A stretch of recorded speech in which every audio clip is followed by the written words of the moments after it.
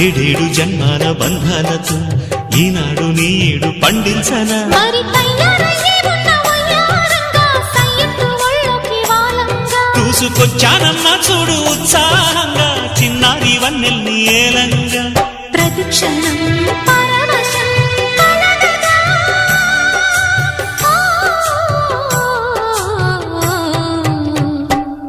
మనసా పలకవే